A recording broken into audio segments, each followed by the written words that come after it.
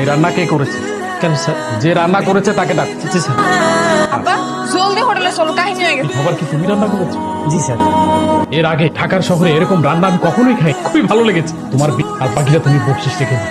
এটা হচ্ছে আমার কার্ড, যদি কখনো প্রয়োজন মনে হয় সাথে সাথে আমাকে ফোন দিও। দেখছো 200 টাকা খাইয়া 10 গুণ দিল বকশিস। তোর কইছিলাম না এই হোটেলটা আমি নিজের করে নি।